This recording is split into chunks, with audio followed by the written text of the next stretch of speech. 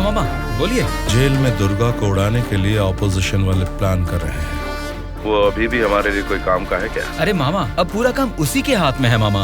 अगर हाथ पर हाथ धरे बैठे रहे तो वो पार्टी फिर से सत्ता में आ जाएगी, तो फिर वो हमारे किस काम का रहेगा? इस बार जैसा आप सोच रहे हैं, सत्ता हमारे हाथ में नहीं है मामा। 70% उन्हीं के फेवर में है। ये बात तुझे कैसे पता? इलेक्शन सर्वे रिपोर्ट्स में वो हमसे ज्यादा स्ट्रॉन्ग है मामा।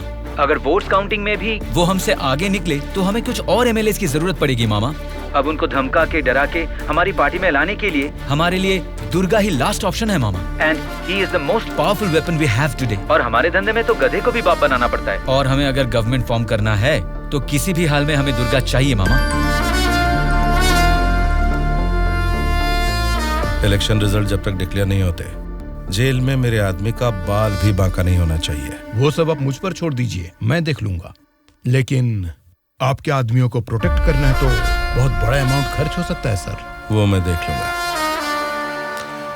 सर मेरा एक छोटा सा डाउट है सर। क्या डाउट है? आपने दुर्गा को मरवाने के लिए पैसे लिए थे ना, अब बचाने के लिए पैसे ले रहे हैं। ये बात मेरे पल्ले नहीं पड़ी सर, मुझे थोड़ा कंफ्यूजन हो रहा है। पागल कहीं। इसी को अंग्रेजी में पॉलिटिक्स बोलते हैं और हमारी भाषा में बोलते हैं राजनीति, समझे?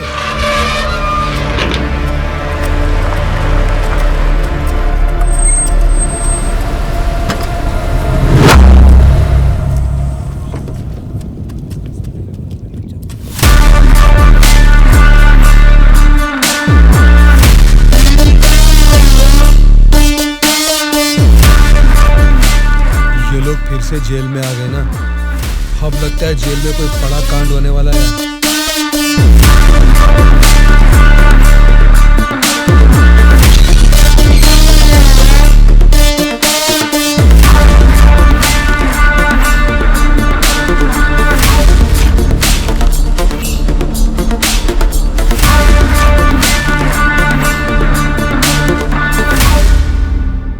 उसे कब मारने का सोचा है? हो सके तो आज ही। आज छोड़ देना, कल विजिटिंग आवर्स है, मुमकिन नहीं होगा। परसों मारने का प्लान बनाओ। ठीक है फिर, लेकिन एक बात अच्छी तरह से समझ लो, दुर्गा को मारने के लिए मैं तुम लोगों को आधे घंटे का टाइम दे सकता हूँ। आधे घंटे में ही काम निपटाना होगा, और अगर नहीं मार सके तो उसे दोबारा मारने का मौका नहीं मिलेगा। जाओ।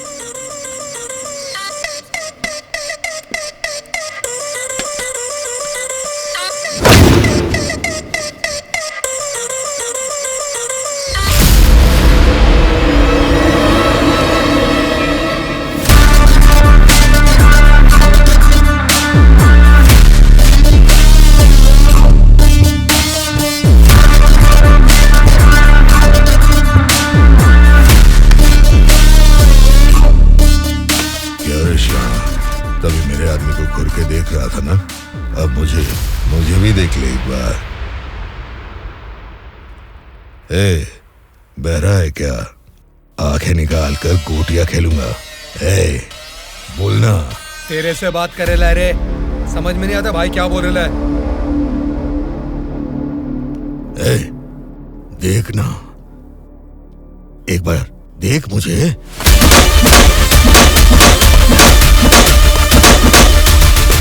मेरे बारे में तुम जानता नहीं हो, सीधे तिहाड़ जेल में फेंक दूंगा।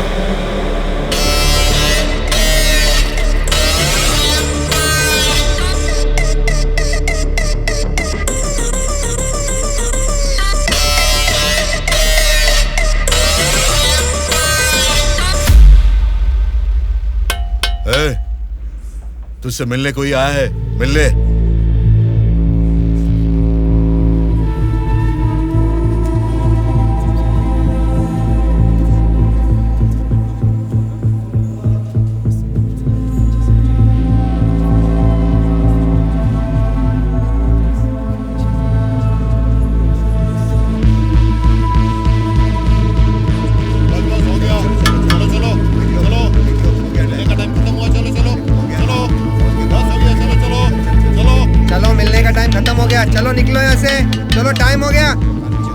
चल शिवा, तू निकल, ठीक मैं है बाद यार, में ध्यान रख अपना।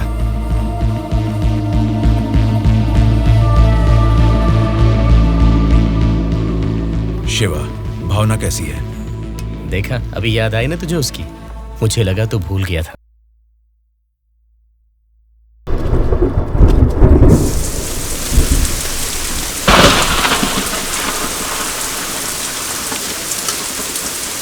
वो दुर्गा वॉशिंग एरिया में है, बिना गड़बड़ किए उसे टपका देना।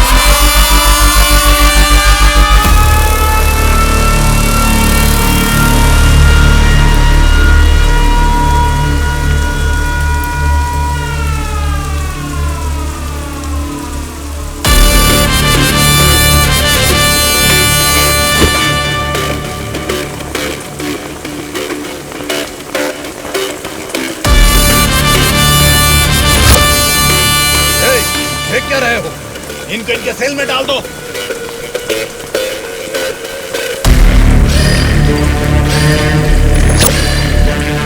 आज जेलर साहब। यो बादशाह, तुम और 10 लोगों को भेजोगे ना तो भी जेल में उस दुर्गा को नहीं मार सकोगे। क्या हुआ जेलर साहब? क्या हुआ है? तुमने जिन 10 लोगों को भेजा उन्हें उसने कुत्ते की तरह पीटा। मुझे तो लगता नहीं है उनमें से एक भी जिंदा बचेगा। आइंदा जेल के अंदर ऐसी बचकानी हरकत मत करना। जेल के बाहर ही निपटाओ। प्लानिंग जेल के बाहर करो। रखो फोन।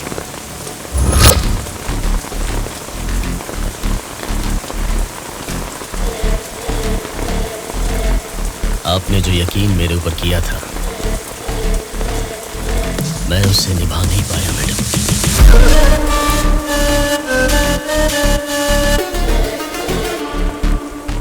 आप ये गन लीजिए मैडम। इस गन से मुझे अभी इसी वक्त यहीं पे मार दीजिए, नहीं तो मुझे एक और मौका दीजिए। मैं खुद जेल में जाकर उस दुर्गा को मारूंगा।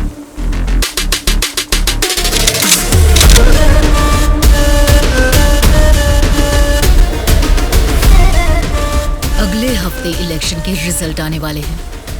अगर रिजल्ट मेरी फेवर में नहीं आए तब बताऊंगी कि तुम्हें किसको मारना है।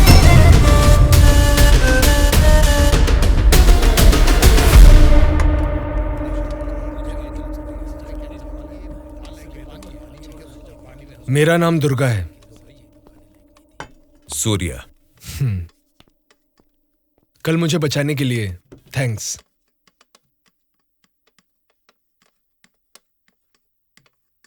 तुम्हारे बारे में सुना था, तुम किसी मर्डर केस में जेल आए हो।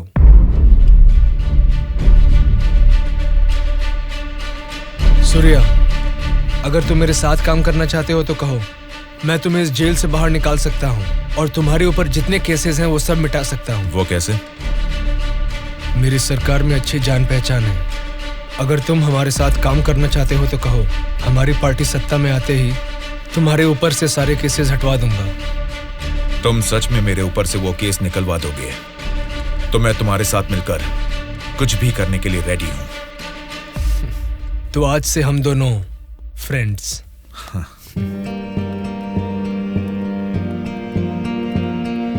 अच्छा, उस दिन वो लोग तुम्हें मारना क्यों चाह रहे थे? ऑपोजिशन वाले तो मुझे कई दिनों से मारने की कोशिश कर रहे थे, क्योंकि उन्हें इस बार जेल में मौका मिल गया, इसीलिए वो मुझे मारने आ गए।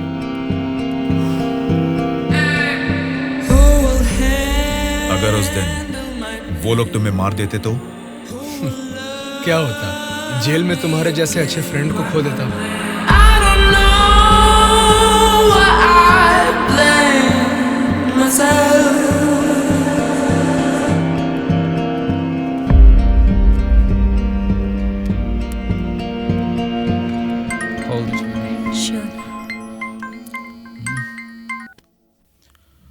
हेलो, मैं दुर्गा बोल रहा हूँ। बोलो दुर्गा। यहाँ जेल में मैं एक आदमी से मिला। किसी छोटे मोटे मर्डर केस में अंदर आया है, लेकिन उसकी हिम्मत अलग ही लेवल की है भाई। वो तो ठीक है, लेकिन क्या वो हमारे काम आएगा? बेशक वो हमारे काम आएगा भाई।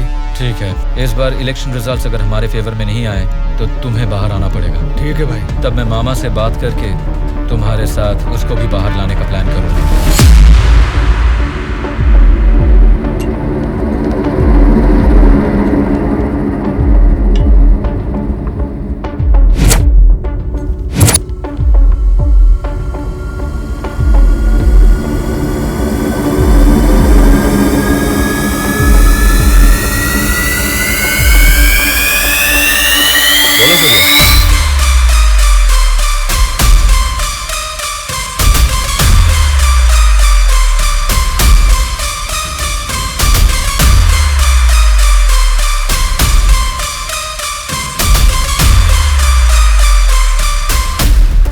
देखो सूर्या, ये सोसाइटी नहीं बदलेगी, ना ही जनता।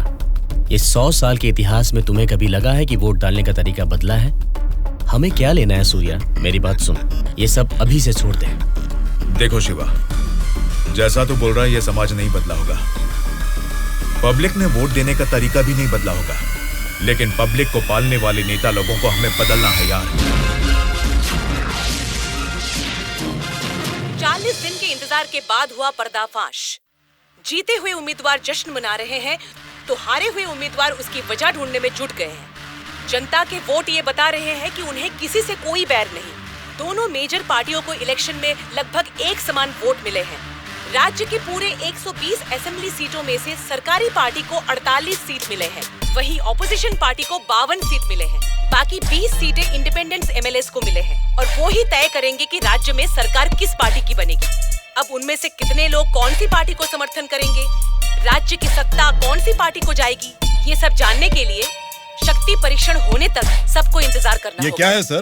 इस बार ऐसे कैसे हो गया? अब हम क्या करेंगे सर? इस बार भी गवर्नमेंट हमारी ही बनेगी।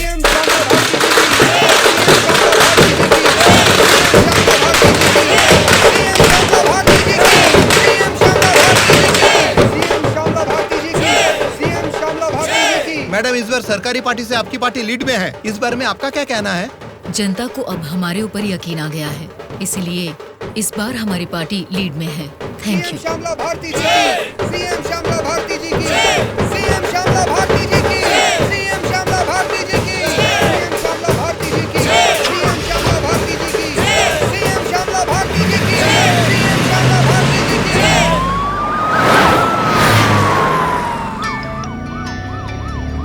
मैडम, सीएम राम मोहन राव जी का फोन आया है। बोलिए एक्स सीएम राम मोहन राव जी, कैसे लगे आपको इस बार के इलेक्शन के नतीजे? इस बार 4 सीट आपको ज्यादा मिली है, ऐसा सोचकर ये मत समझिए कि जीत आपकी हुई है। मिस श्यामला भारती जी, आपको सरकार बनाने के लिए आपकी पार्टी का और 10 एमएलए की जरूरत है। अगर 10 एमएलए को खरीद लिया तो भी 10 दिन के अंदर शक्ति परीक्षण के लिए उनका वहाँ होना बहुत जरूरी है। तो जाहिर है कि आपकी पार्टी को मेरी पार्टी से भले 4 सीटें ज्यादा आई है या मेरी पार्टी को 4 सीटें कम आई है, तो भी आखिर में असेंबली में आपकी जगह हमेशा की तरह विपक्ष में ही रहेगी। ये बात मत भूलिएगा मिस श्यामला भारती जी। ठीक है राम मोहन राव जी, इस बार संसद में हम विपक्ष में रहेंगे या आप विपक्ष में रहेंगे, देखते हैं। Good luck.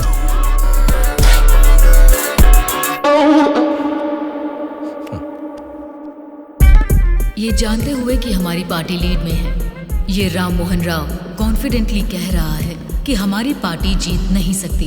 इससे ये साफ पता चलता है कि हमारी पीठ पीछे साजिश हो रही है। हम एक लीडिंग पार्टी है, हमें हमारी पार्टी को सत्ता में लाने के लिए उन 20 इंडिपेंडेंस को हमारी पार्टी में लाने का कोई न कोई तरीका ढूंढना होगा। हमें उन 20 लोगों को जल्द खरीदना होगा मैडम, और उसका केवल एक ही रास्ता है। कौन सा रास्ता? अनंतगिरी में 20 साल से ना हारने वाले कल्याण प्रसाद को हमें सबसे पहले खरीदना होगा मैडम। उसी को क्यों?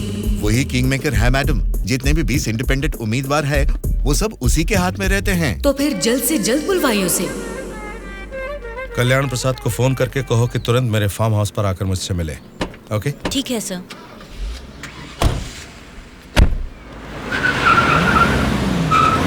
लगता है सब लोग आ गए हैं, तेरी वजह से ही लेट है। हाँ रुको रुको। नमस्कार मैडम।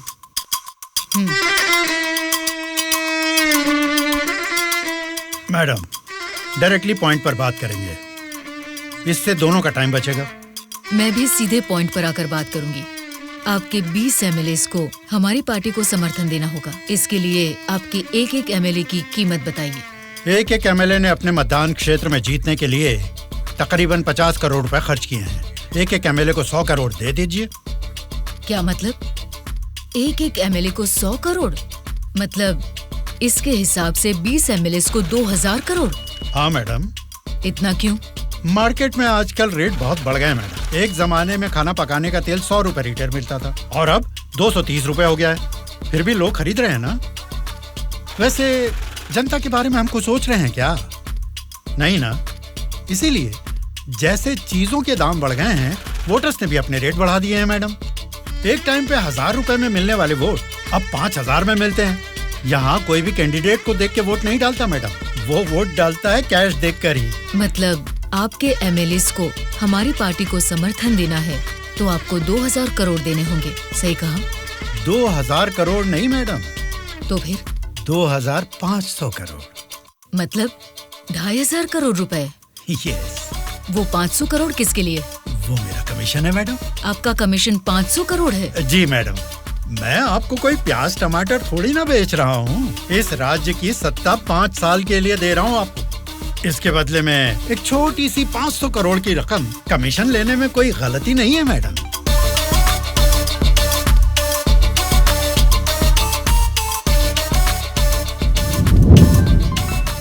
सत्ताधारी पार्टी का फोन। अगर मेरा प्रपोजल आपको जमता है तो फोन काट दूंगा, और नहीं तो इस बार फिर से उन्हीं की सरकार बनेगी। सोच लीजिए। सर, कल्याण प्रसाद जी मेरा कॉल कट कर रहे हैं सर। फिर से ट्राई करो। Okay sir.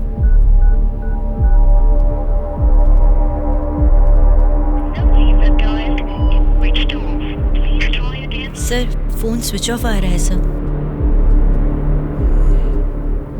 ठीक है, उसे वॉइस मैसेज भेज दो। Okay sure sir. आपने 2500 करोड़ मांगे जो मैं दे रही हूँ। कोई गलती नहीं होनी चाहिए। शक्ति परीक्षण वाले दिन हमारे 20 एमएलए आपके पीछे दुम हिलाते हुए चलेंगे। आप जहाँ साइन करवाएंगी वहाँ करेंगे। अब आप सीएम पद की शपथ लेने के लिए तैयारी कीजिए मैडम। लेकिन उसके पहले हमें एक काम करना है। वो क्या है मैडम? आपने मुझसे हाथ मिला लिया है, ये खबर राम मोहन राव को जरूर पता चल जाएगी। हमें हमारे एमएलएस को सेफ रखना होगा। इसलिए उन सभी एमएलएस को राम मोहन राव से सेफ रखने के लिए मैंने बेंगलुरु में एक स्टार होटल पूरा बुक कर लिया है। शक्ति परीक्षण होने तक वो सारे उधर ही रहेंगे। आपके एमएलएस के साथ हमारे एमएलएस को भी मिलाकर उधर भेजेंगे तो वो सब साथ में वहाँ सेफ रहेंगे। आपकी बात सही है मैडम, पर उस राम मोहन राव के डर से सिटी से इतनी दूर बेंगलुरु में एमएलएस को रखने की जरूरत नहीं है मैडम। वो क्या है ना, शहर के बीचों बीच मेरे कंट्रोल में एक जगह है जिसके बारे में किसी को नहीं पता। ये 10 दिन हम अपने एमएलएस को वहीं छिपाएंगे तो टाइम भी सेव होगा और अपने लोग अपने ही साथ हैं, ये भरोसा भी रहेगा। लेकिन उतनी सेफ प्लेस इस सिटी में कहाँ है? सॉरी मैडम, शक्ति परीक्षण होने तक उस जगह के बारे में मैं आपको भी नहीं बताऊंगा। ठीक है, फिर आपके एमएलएस के साथ हमारे एमएलएस को भी आपकी बताई हुई जगह पर भेजूंगी। देखना कोई भूल ना हो। Okay madam. सत्या। हाँ सर। सर, श्यामला भारती जी ने कल्याण प्रसाद जी को 2500 करोड़ में खरीद लिया। अब हमारी हालत क्या होगी सर? हमारी सरकार गिर गई क्या? सर, इलेक्शन में मैंने 100 करोड़ खर्च किया, अब मेरा क्या होगा सर? बताइए सर, क्या होगा? बस चुप हो जाओ। परेशान होने की जरूरत नहीं है। शक्ति परीक्षण में अभी टाइम है। मैं जानता हूं मुझे क्या करना है। आपकी बात मुझे समझ आ गई। अभी मुझे क्या करना है बोलिए। अनऑफिशियली किसी भी हालत में दुर्गा मुझे जेल से बाहर चाहिए, चाहे जितने भी पैसे लग जाएं। तुरंत जेलर से बात करके काम को अंजाम दो। ठीक है मामा, पर एक रिक्वेस्ट है। बोलो क्या है? दुर्गा के साथ एक और आदमी को जेल से बाहर निकलवाना है मामा। कौन है वो? उसका नाम है सूर्या। उसकी गट्स, उसकी हिम्मत, वो अलग ही लेवल की है। हो सकता है, लेकिन किसी भी अनजान आदमी के ऊपर इस तरह से आंख मूंद कर भरोसा कैसे कर सकता? ये स्टेट गवर्नमेंट का मामला है। अगर कुछ गलत हो गया तो मेरा पूरा पॉलिटिकल करियर खत्म हो जाएगा। मेरा यकीन कीजिए मामा, हमारे गवर्नमेंट को गिरने से बचाने के लिए इस ऑपरेशन में दुर्गा से ज्यादा वो ही एक्टिवली काम करेगा। ठीक है, अगर तुम उसकी इतनी तारीफ कर रहे हो तो काम खत्म होते इन दोनों को फिर से जेल में डाल दूंगा। मैं भी उससे जरूर मिलना चाहूंगा।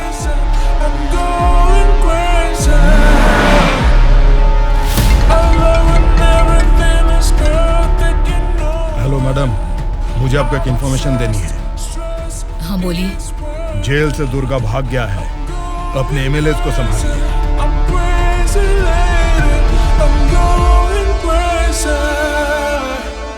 इनको अभी छोड़ के आपने वो पार्टी को इन्फॉर्मेशन क्यों दे दिया सर? वो लोग आपस में लड़के मरेंगे तो ही ना हम जैसे लोग सेफ रहेंगे।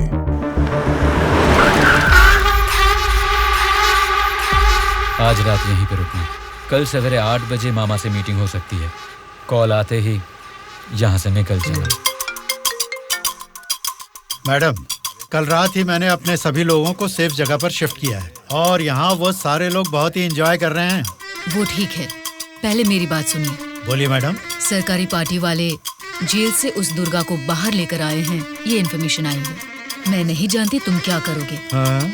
लेकिन हमारे सभी एमएलए सेफ रहने चाहिए। मैडम, दुर्गा जैसे 10 लोग भी जेल से बाहर आ जाए ना, तो भी हमारे एमएलए कहाँ है पता लगाना मुश्किल है। फिर भी सामने वाली पार्टी प्लान कर रही है, तो इसका मतलब हमें संभल के रहना है। आप टेंशन मत लीजिए, शक्ति परीक्षण होने तक उनको ही नहीं, आपको भी आपके एमएलए कहाँ है पता नहीं चलेगा। ऐसा प्लान किया है। ठीक है, जो भी करो संभाल कर। इलेक्शन रिजल्ट के बारे में इस बार भी मेरा अंदाजा गलत निकला। लगता है सत्ता हाथ से जाने वाली है। तुम दोनों को क्या करना है ये तुम सोचो, चाहे जितने पैसे खर्च हो जाएं, लेकिन उस श्यामला ने जिन 20 इंडिपेंडेंट एमएलएस को खरीदा है वो किसी भी तरह मुझे चाहिए। तुम लोगों का क्या प्लान है, बताओ क्या करोगे? उन सबको किडनैप करेंगे सर। किडनैप? हाँ सर। 20 एमएलएस को किडनैप करना तुम्हें स्कूल के बच्चों को किडनैप करने के जैसा लग रहा है क्या? 20 एमएलएस नहीं सर, ऑपोजिशन एमआईयू को मिलाकर पूरे 72 एमएलएस हैं सर। क्या 72 लोग? आपकी पार्टी से जीते हुए 48 एमएलएस के साथ पूरे 120 एमएलएस को आपके बेंगलुरु वाले फार्म हाउस में बिना बंदी बनाए इस बार आप सीएम नहीं बन सकते हैं सर। ऑपोजिशन एमएलएस तक तो ठीक है, लेकिन हमारे एमएलएस क्यों? वो तो हमारे ही लोग हैं ना। राजनीति में सब कुछ हो सकता है सर, सब कुछ जायज है। सत्ता का पलड़ा जिस तरफ है वो उस तरफ चले जाएंगे। यहां जीतने से ज्यादा सत्ता जरूरी है सर। अभी की सिचुएशन में अपने एमएलएस को हमें ही बचाना है सर, इसलिए हमें उनके साथ हमारे एमएलएस को भी बंदी बनाना ही होगा सर। तुम्हारा प्लान सुनने में तो ठीक ही लग रहा है, लेकिन ऑपोजिशन एमएलएस को किडनैप कैसे करोगे? यह मुमकिन है क्या? सत्ता की जंग हर कोई जीतना चाहता है, पर जीत सिर्फ एक की ही होती है और उसी को वीर कहते हैं। मैंने आपको जिसके बारे में बताया था ये वही है सर। तो जरा बताओ कि शुभ काम का मुहूर्त कब है? इस शुक्रवार को ही आपके सभी एमएलएस को बस में बिठा के दुर्गा को सौंप दीजिए। दुर्गा उनको बेंगलुरु हाईवे के एक ढाबे पर लेकर आएगा। इसी बीच ऑपोजिशन के सभी एमएलएस को किडनैप करके लाने का जिम्मा मेरा होगा। गुड। तुम्हारे प्लान के साथ तुम्हारा कॉन्फिडेंस भी मुझे अच्छा लगा।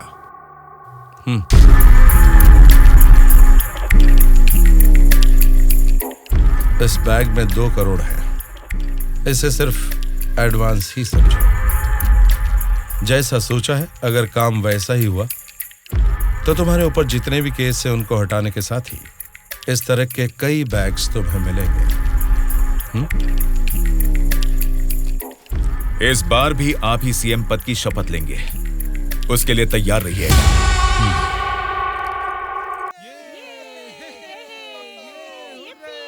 कल्याण प्रसाद के फोन का लास्ट कॉल लोकेशन कल रात 11 बजे का गुलजार हाउस में दिखा रहा था। तभी से लेके अब तक वो किसी के टच में नहीं है।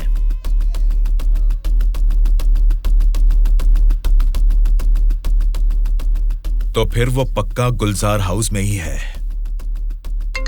हाँ बोलो। मैडम, आपके लिए एक बैड न्यूज है। गुलजार हाउस में ठहरे हुए आपके सभी एमएलएस को सत्ता वाली पार्टी के लोग किडनैप करने की कोशिश कर रहे हैं। आप फौरन उनको वहां से कहीं और शिफ्ट करवाइए, नहीं तो सीएम नहीं बन पाएंगी। लेकिन तुम कौन हो? आपका हितैषी हूं।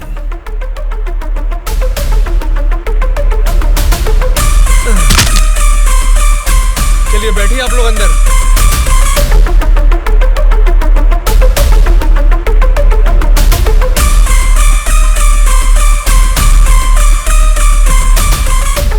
बोलिए मैडम। कहाँ हैं आप? मैं नहीं बता सकता। मैं सीरियसली कुछ पूछ रही हूँ, उसका सीधा जवाब दीजिए। मैं भी सीरियसली ही बोल रहा हूँ मैडम, नहीं बता सकता। आप सब गुलजार हाउस में हैं, ये बात मैं अच्छी तरह से जानती हूँ। वो कैसे मैडम? गूगल मैप पे भी सर्च करने पर इस जगह के बारे में किसी को पता नहीं चलता।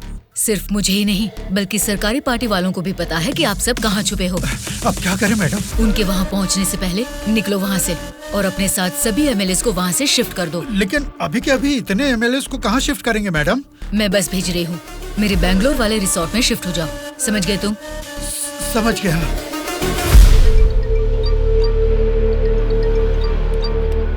जी मैडम। बादशाह, तुम्हें मेरा एक काम करना होगा। बोलिए मैडम। हमारे सभी एमएलएस को हम अर्जेंटली एक बस से बैंगलोर रिसोर्ट में शिफ्ट कर रहे हैं। हमारी बस सेफली बैंगलोर पहुंचे तब तक तुम्हें उसे फॉलो करना है। ठीक है मैडम। तुरंत अपने आदमियों के साथ बैंगलोर हाईवे पर वेट करो। Okay madam.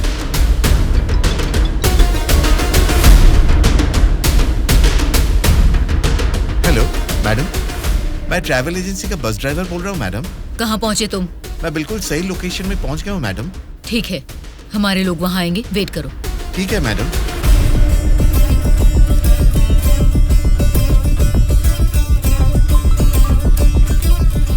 हाँ बोलिए मैडम। बस आ गई है, आप सब तुरंत वहाँ से निकल जाइए। ठीक है मैडम। बस आ गई है, चलिए सब लोग बस में बैठिए।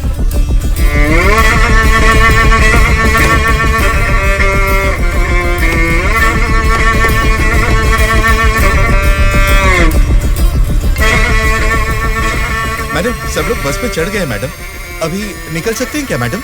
Okay madam. बोलो सूर्या। दुर्गा, हमारा प्लान सक्सेस हुआ। अब सभी एमएलएस मेरे कब्जे में हैं। तुम हाईवे के ढाबे पे वेट करो, मैं भी पहुंचता हूँ। ओके। क्या रे, कुछ पता? बोली मैडम। बस निकल गई है और थोड़ी ही देर में बैंगलोर हाईवे एंटर करेगी। अगर कोई भी हमारी बस को फॉलो करता हुआ दिखे तो उसे वहीं मार देना।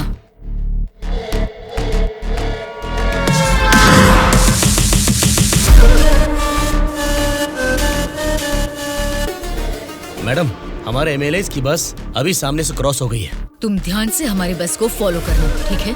ठीक है मैडम। ए चलो रे।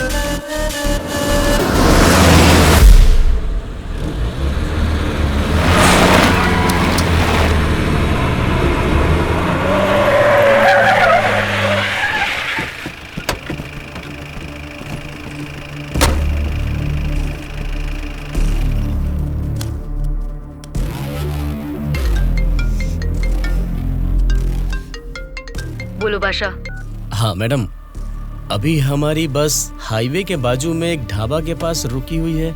नाइट जर्नी है ना बादशाह, चाय कॉफी पीने के लिए रुके होंगे। अब इतना भी फोन करके बताओगे? Madam madam. अब क्या हुआ बादशाह? हमारे बस के पीछे ही एक और बस आके रुकी है। और एक बस? हाँ मैडम, देखने में तो सरकारी पार्टी की एमएलए की बस लग रही है। क्या सरकारी पार्टी के एमएलए की बस? हाँ मैडम, पक्का उन्हीं लोगों की बस है मैडम। सच में? लेकिन उनकी बस वहाँ क्यों आई है? पता नहीं चल रहा मैडम। जैसे हम अपने एमएलए को बैंगलोर भेज रहे हैं, वैसे ही वो अपने एमएलए को शायद किसी सेफ जगह पर भेज रहे होंगे। हो सकता है, फिर भी दोनों बस एक ही जगह पर एक ही समय पर ये कैसे हो सकता है? तुम एक काम करो बादशाह, हमारे एमएलए की बस वहाँ से सुरक्षित निकल जाए, तब तक उनकी बस पर तुम कड़ी नजर रखना। ठीक है मैडम।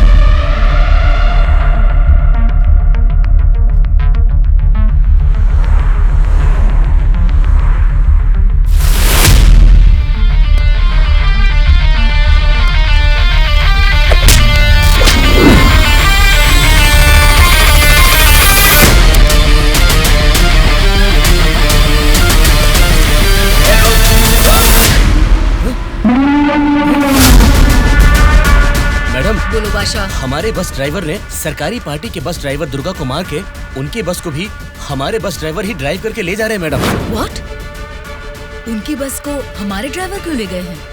मुझे भी कुछ समझ में नहीं आ रहा मैडम। ठीक है, मैं अपने ड्राइवर को फोन करके पता लगा लूंगी। पहले तुम हमारी बस को फॉलो करो। Okay madam. Hello madam. Anwar, क्या कर रहे हो तुम लोग? कुछ लोग आके मुझे मार के हमारी बस को लेके गए मैडम। बोली मैडम। बादशाह, वो लोग अपने ड्राइवर नहीं हैं, कोई क्रिमिनल्स हैं। उनका पीछा करो। Stop them right now. ठीक है मैडम।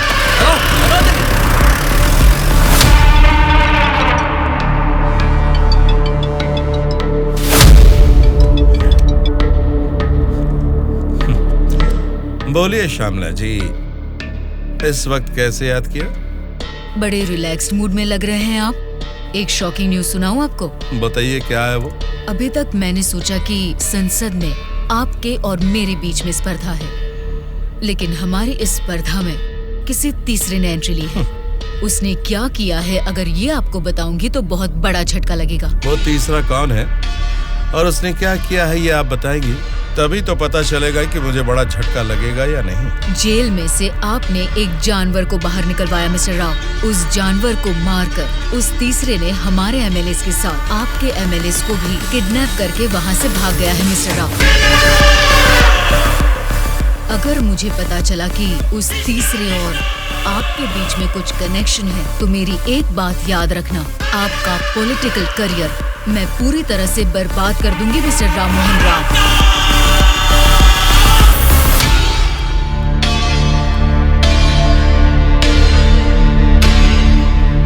क्या हुआ मामा? उस दुर्गा को कॉल कर।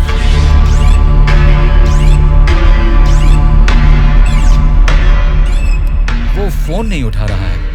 उसके फ्रेंड को कॉल कर।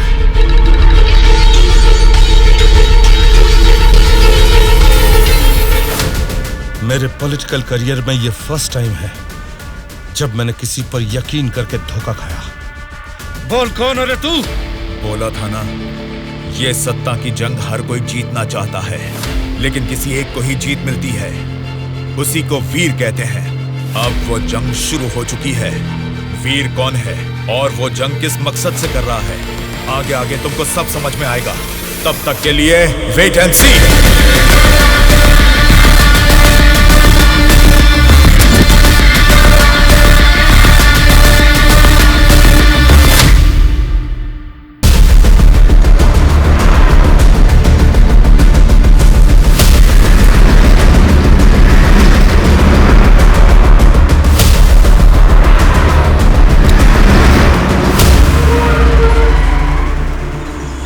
ये कौन सी जगह है? बेंगलुरु रिसोर्ट बोले थे, गलती से किसी और रूट में तो नहीं आ गए? घना जंगल लग रहा है ये तो।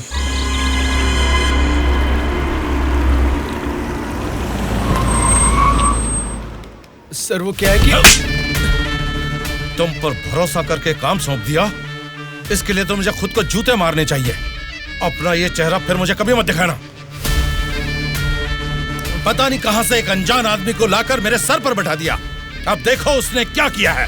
सॉरी मामा। मर जाओ जाकर। उस डीजीपी को फोन करके फार्म हाउस में आने के लिए कहो। ओके मामा। क्या रे, हमारी पार्टी ज्वाइन करने के लिए इस जंगल में आ गए तुम लोग? अरे जब लीड में हम हैं तो तुम्हारी पार्टी में आने की नौबत क्यों आएगी हमें? लीड में हम हैं बोलकर तुम सब लोग हमारी पार्टी में आ गए। देख लो, कुछ अकल है कि नहीं? वाली लीड नहीं, जीतने वाली भी अपनी ही पार्टी है। रुक जाओ, क्या है ये? इतना शोर कर रहे हो? आपस में लड़के कुछ नहीं मिलने वाला। हमें कुछ भी बोलिए, लेकिन हमारी पार्टी को कुछ मत बोलना। समझ गए? जरा सामने आओ और अपनी पार्टी की ताकत दिखाओ। साइलेंस।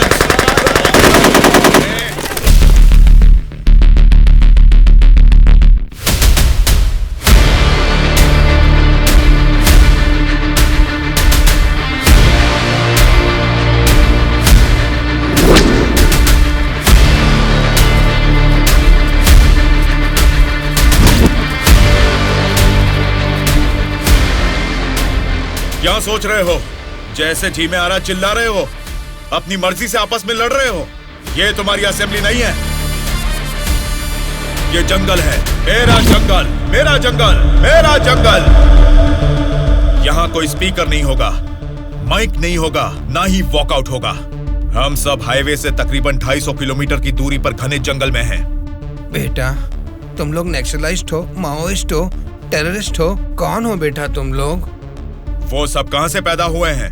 तुम जैसे लोगों की गलती से ही वो लोग पैदा हुए हैं। बेटा, तेरी बात मैं मानता हूँ, लेकिन मैं शुगर पेशेंट हूँ। टाइम पर खा के अगर मैंने दवा नहीं लिया तो मेरी बॉडी कांपने लग जाती है बेटा। तुम हेल्थ मिनिस्टर हो ना?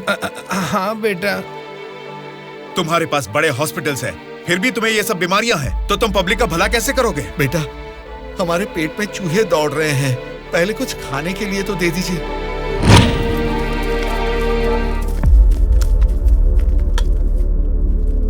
ये क्या खाना है? ये तो जेल के खाने से भी बदतर है। क्यों रे? तेरी राशन की दुकान में यही चावल तो बिकता है, फिर वो लोग कैसे खाते होंगे, कभी सोचा है?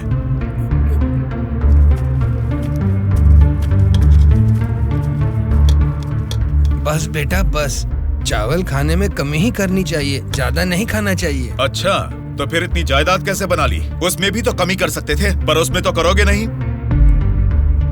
देखो बेटा, तुम्हारी बातें और करतूतें तो कमाल की हैं, लेकिन कमी है तो बस चेहरा नहीं दिखाया तुमने, जरा वो भी दिखा दो। तुझसे देखा नहीं जाएगा। बाप रे, इतना डरावना है तुम्हारा चेहरा। तो फिर देखो। हाँ तो फिर दिखाओ ना।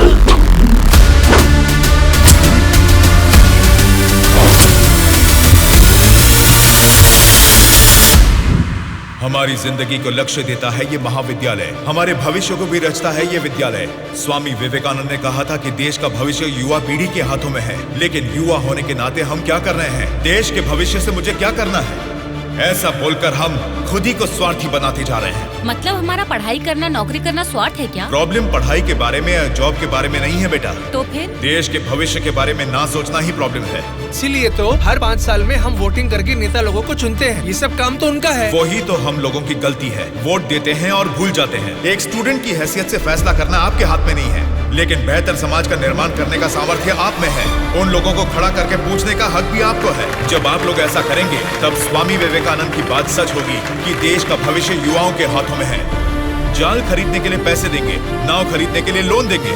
तुमसे यही वादा इलेक्शन से पहले किया गया था ना, लेकिन अब सत्ता में आकर 4 साल होने के बाद भी एक भी वादा पूरा नहीं किया। इसको आप कब तक सहेंगे और कितने दिन भुगतेंगे? इन एमएलएस को जीतने दीजिए और सवाल कीजिए।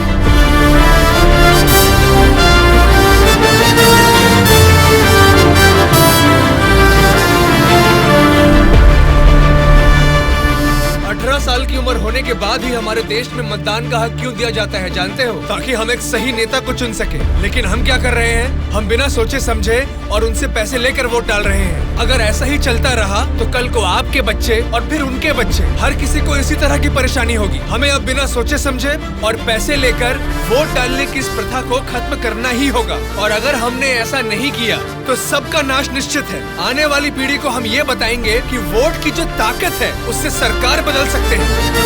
जनता की सच्चाई। स्टूडेंट सर, आजकल जनता के सामने समाज के बदलाव की बातें करते रहते हैं सर। आजकल ये फैशन हो गया है सर। ठीक है। हाँ? उसके भाषण की वजह से अपनी इमेज डैमेज नहीं होनी चाहिए। सर, हमें उनकी परवाह नहीं करनी चाहिए। वो लोग कुछ प्रॉब्लम नहीं करेंगे सर। अपने किसी आदमी को बोलो इन पर जरा नजर बनाए रखे। Okay sir. दिल्ली से आते ही इनके बारे में कुछ करेंगे। क्या बताऊं बेटा, इस गांव की समस्या वैसे की वैसी ही है। हमारी समस्याओं को सुनने के लिए कोई वार्ड मेंबर नहीं आता है। सरपंच को तो देखा ही नहीं, कॉर्पोरेटर काम नहीं करता, और एमएलए के लिए क्या बताऊं, 4 साल पहले हमने उनको जिताया, वो तो ऐसे गायब हुए जैसे गधे के सर से सिंह। उनसे मिलने जाओ तो लात मार के भगा देते हैं।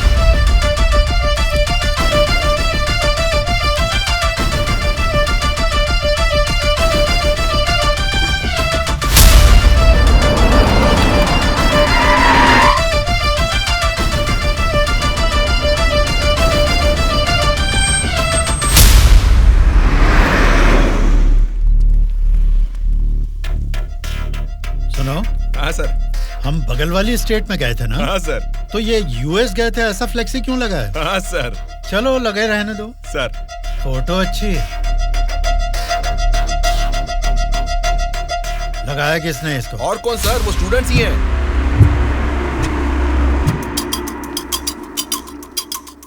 इन पोस्टर्स को देखकर वो एमएलए पक्का रिएक्ट करेगा। रिएक्ट तो करेगा, पर कैसे रिएक्ट करेगा वो पता नहीं चल रहा।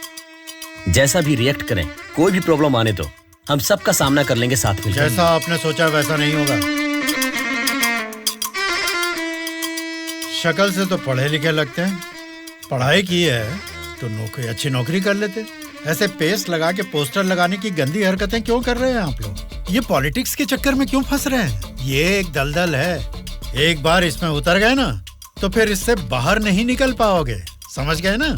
मतलब आपकी नजर में वोटर की कोई वैल्यू नहीं? अरे बहुत सही कहा आपने। आपकी नजर में वोटर की बड़ी कीमत है, लेकिन हमें वोट की कीमत पता है।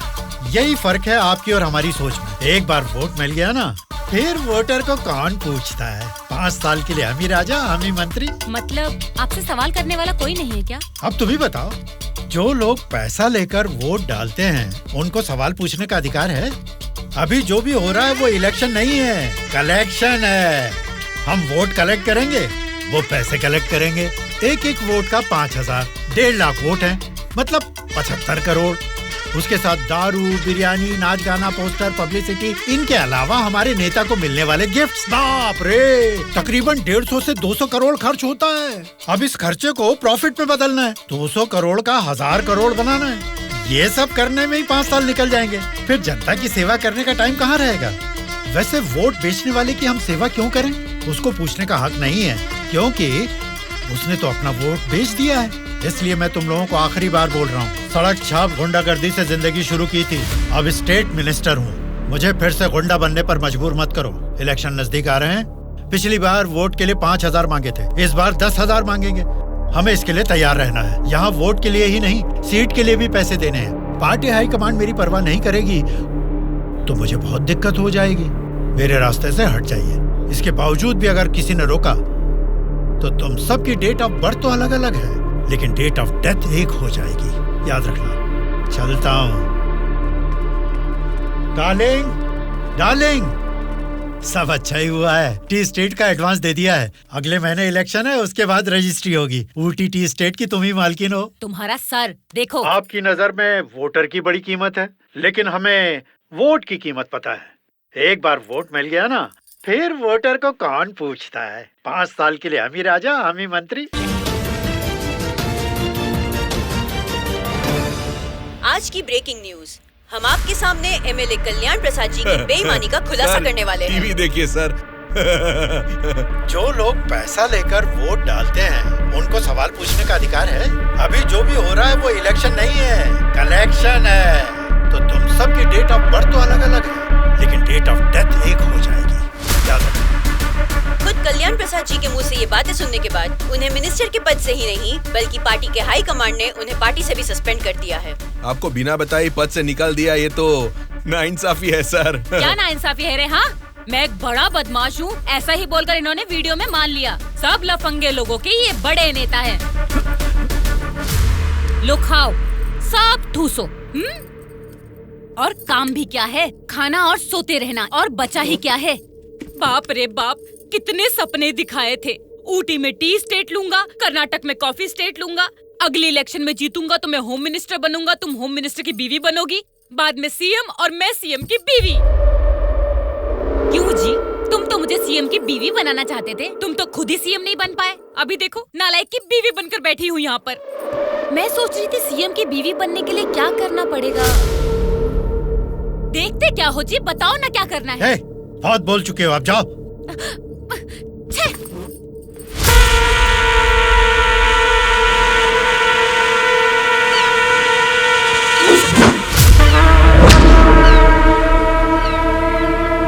क्या कर रहा है? निकाल उसे।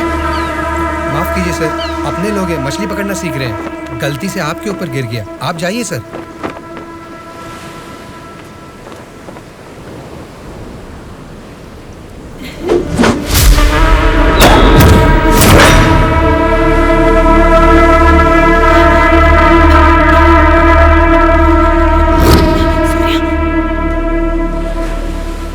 सर, मछली पकड़ते समय समुद्र में सब मछलियां तो नहीं पकड़ सकते ना सर। हमारे हाथ में आई हुई मछली पकड़ेंगे, गलत मत समझिए। अब जाइए।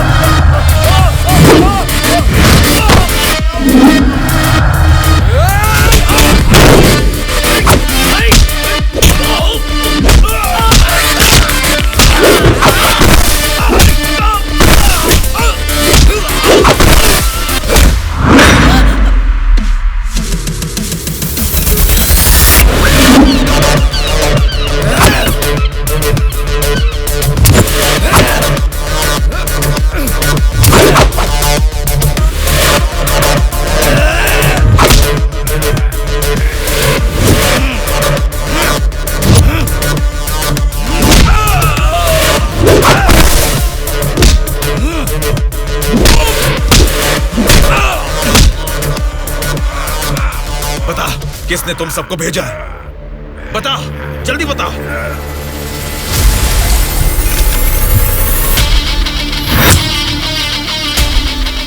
इतना हैरान क्यों है? मरा हुआ आदमी तेरे सामने जिंदा कैसे खड़ा है, यही सोच रहा है ना तू? मुझे मारना तेरे बस की बात नहीं है, ना ही तेरे बाप से हो पाएगा।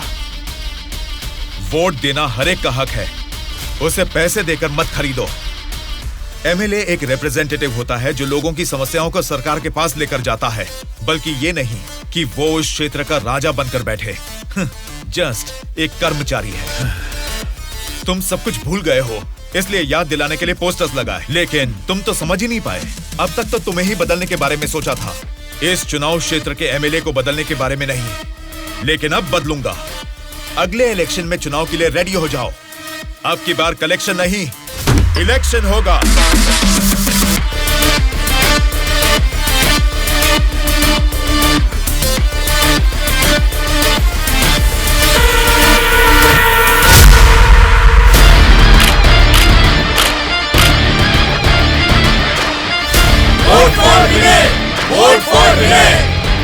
इसका नाम विनय है। अब हमारे चुनाव क्षेत्र से इंडिपेंडेंट उम्मीदवार के रूप में कल्याण प्रसाद जी के सामने खड़ा हो रहा है। यही पैदा हुआ है, आपकी तकलीफें जानता है। पैसे देकर आपका वोट नहीं खरीदेगा, लेकिन आपके द्वारा डाले गए हर एक वोट को इंसाफ दिलाएगा। इसे जिताकर तुम सब जीतना चाहते हो, या फिर उस कल्याण प्रसाद को वोट डालकर अगले 5 साल के लिए गुलाम बनकर जीना चाहोगे? ये आपकी मर्जी है। भैया, अभी तक पैसे लेके वोट देते थे, लेकिन अब भले काम के लिए वोट देंगे हम। अभी तक हमें कोई ऐसा नहीं मिला जो हमारा साथ दे। आप खड़े हो भैया, इस बार हम वोट आप ही को देंगे।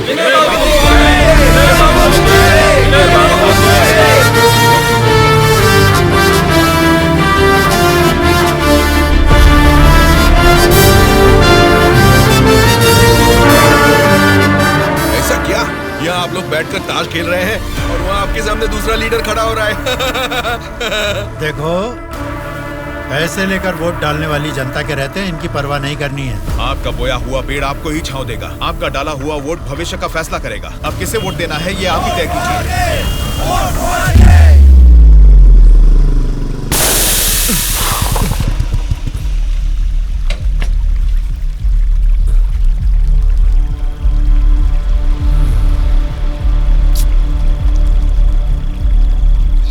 पंचर बना लो, पंचर। क्या बाबू, गाड़ी पंचर क्या? हाँ भाई, जरा अर्जेंटली जाना है, आप पंचर बना दोगे? बनाऊंगा ना। आगे जाके ये हमारे गांव का एमएलए बनेगा। पंचर थोड़ा खट से बना रे। तुम्हारे रोज जाने वाले रास्ते में अचानक तुम्हारी गाड़ी पंचर हो गई है, फर्क नहीं दिख रहा है क्या? उसके साथ जैसे गाड़ी पंक्चर हुई तभी पंक्चर वालों का हाजिर होना अजीब नहीं लग रहा है? वैसे तो इलेक्शन में खड़े होना भी अजीब बात है। आप तो एमएलए बन जाएंगे, असेंबली में चले जाएंगे, अपन तो इधर ही रह जाएगा ना। हम तो गुंडागर्दी ही करेंगे, और करेंगे भी तो क्या होगा? मारना, काटना, जलाना और बलात्कार करना। हम किसको मारेंगे, किसको काटेंगे जानते हैं? तेरे दोस्तों को। तेरे दोस्त सूर्या को बहुत बुरी मौत मारेंगे। बाद में बचेगा कौन जानते हैं आप? आपके साथ घूमती है ना वो गोरी गोरी लड़कियां, जैसे चाहे मजे करेंगे, अय्याशी करके मुंबई रेड लाइट एरिया में जाके बेच देंगे उनको। सोच लेना। चलो रे। आप सबको कुछ बताना चाहता हूँ, लेकिन आप लोग गुस्सा मत होना। तो फिर तुम वो बात ही क्यों कर रहे हो जिससे गुस्सा है? अरे वो बात नहीं है। अरे तो अब बता भी दो ना। मैं ये इलेक्शन नहीं लड़ूंगा। What? ए, सच सच बताओ, क्या तुम्हें किसी ने डराया? ऐसा कुछ नहीं है, मैं ये इलेक्शन नहीं लड़ूंगा बस। ए, तेरी आंखों में मुझे डर दिख रहा है। क्या बात है, बोल। हाँ यार, मैं डर रहा हूँ, तो अब क्या करूँ? अगर जान का डर था तो इस इलेक्शन में खड़ा होने के लिए तैयार क्यों हुआ? कल ही नॉमिनेशन की लास्ट डेट है। कल 3 बजे एमआरओ ऑफिस के पास हम सब तेरा वेट करेंगे। तू कल आ रहा है और नॉमिनेशन भी डालेगा। उल्टा सीधा बोलेगा तो इन सब के बारे में तो नहीं जानता, लेकिन मैं तुझे मारकर समुंदर में फेंक दूंगा। याद रखना, कल शाम को 3 बजे एमआरओ ऑफिस। ये चलो रे। कल हम तेरे लिए वेट करेंगे।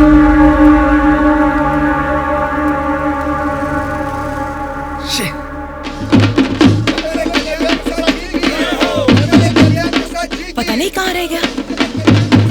अपने आप को समझता क्या है वो? Phone is not reachable, message भी नहीं जा रहा।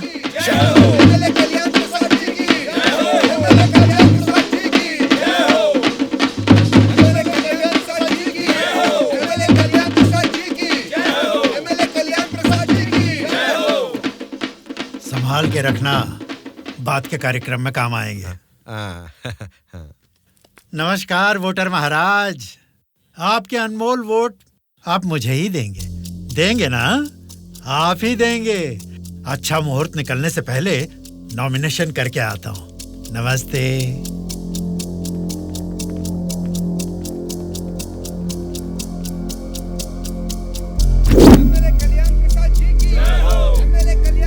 विनय को फिर से कॉल करो। इतना टाइम हो गया अभी तक नहीं आया।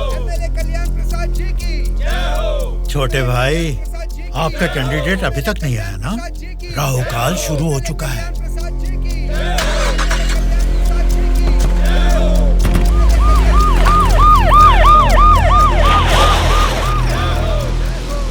हम तुम्हें अरेस्ट करने आए हैं। हमें चलो बताते हैं।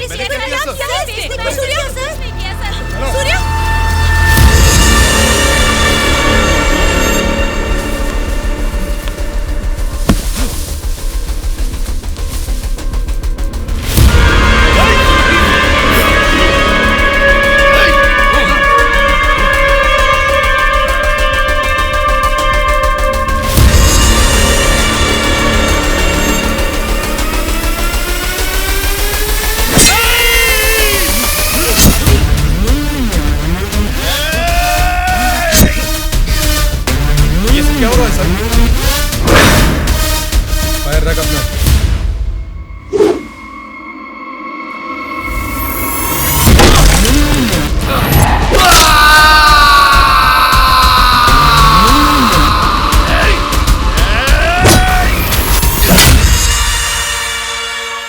पकड़ रहे इसे। सर ये सब क्या हो रहा है सर? हो रहा है नहीं, जो हुआ है वो बता रहा हूँ। पकड़ इसे।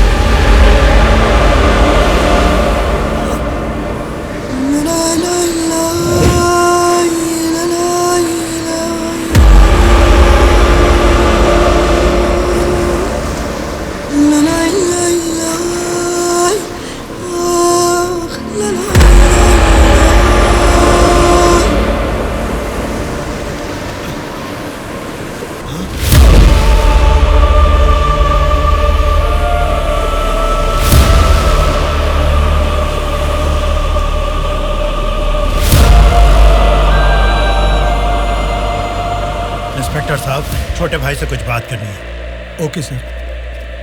छोटे भाई, खुद को ही अकलमंद समझते हो, तुम्हारे रेंज की नहीं है, फिर भी मेरी थोड़ी सी अकल है। तुम्हारे इस्तेमाल किए हथियार को मैंने भी यूज किया, सोशल मीडिया। कल ही नॉमिनेशन की लास्ट डेट है। तू कल आ रहा है और नॉमिनेशन भी डालेगा।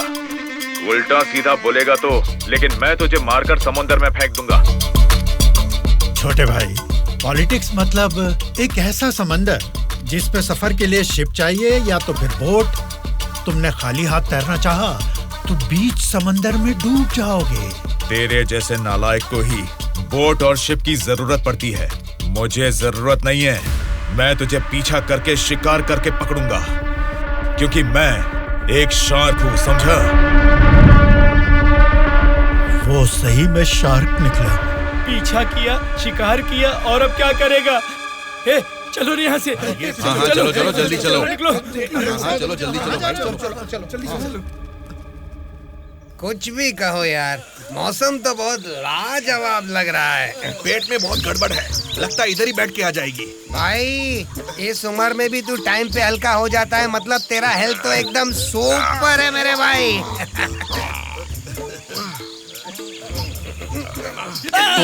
मेरा पेट गड़बड़ चल रहा है यार। मारे मर रहा हूँ, ऊपर से चिल्ला रहे हो? तेरी गोली से हम लोग डरने वाले नहीं है, समझा? ठंडे ठंडे पानी से नहाना चाहिए, जाना है या नहीं? तू पागल हो गया क्या? कोई अपना लीज खुला छोड़ के नहाता क्या? मैं तो डर ही गया। मेरे लीज पे बुरी नजर डालता है। घर में बाप भाई है कि नहीं? अभी भी तेरा लीज जीतना ही है, एनाकोंडा नहीं बना पाया। तुम लोगों को लीच और एनाकोंडा में फर्क नहीं समझता है क्या? लीच हो या एनाकोंडा हो, बीन बजाने से भी कोई फर्क नहीं पड़ने वाला है। अरे इस जगह में बीन ठीक से नहाने भी नहीं देता है, ठीक से हल्का भी नहीं होने दिया, गोलियां पे गोलियां चलाया जा रहा है। ये क्या हाल हो गया हमारा? एक नहीं, दो नहीं, पूरे 120 एमएलएस को प्री प्लान तरीके से किडनैप करके ले गया है। मेरी समझ में नहीं आ रहा क्या करूं। ये सब मैंने किया है। ये बात अगर जनता या मीडिया को पता लगी तो इतने साल की मेहनत से बना मेरा पॉलिटिकल करियर बर्बाद हो जाएगा। आप फिक्र मत कीजिए सर, ये हम पर छोड़ दीजिए। किडनैपर्स से सारे एमएलएस को कैसे सुरक्षित लाना है ये मुझ पर छोड़ दीजिए। किरण सर, ध्रुवा कहाँ है पता करो और तुरंत मेरे ऑफिस में आने के लिए कहो, तुरंत। Okay sir. मैं चलता हूँ सर।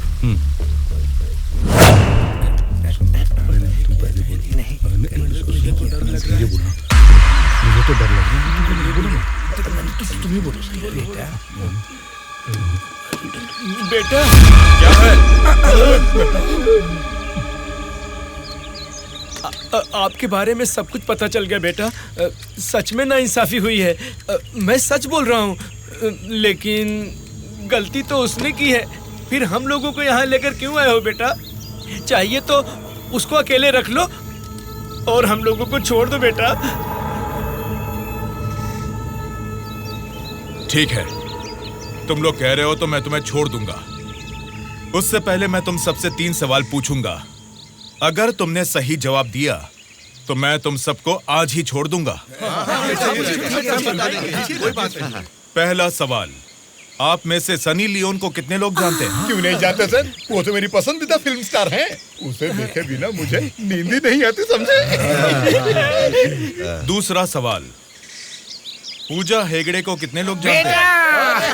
पूजा हेगड़े का मैं बहुत बड़ा फैन हूँ बेटा। एक चुम्मा, एक चुम्मा, एक चुम्मा।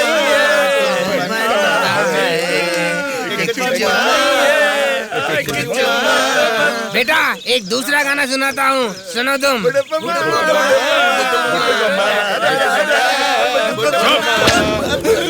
तीसरा सवाल, नारायण स्वामी को कितने लोग जानते हैं?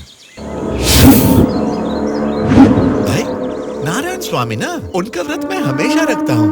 तुम सनी लियोन को जानते हो? पूजा हेगड़े ने कितने एक्टर्स के साथ डांस किया ये भी जानते हो? लेकिन जनता के लिए अपनी जान भी कुर्बान करने वाले नारायण स्वामी को नहीं जानते। कौन है बेटा वो? कोई देवता है क्या? हाँ, देवता ही है, लेकिन मंदिर में रहने वाला देवता नहीं, जनता के दिल में रहने वाला देवता, नारायण स्वामी।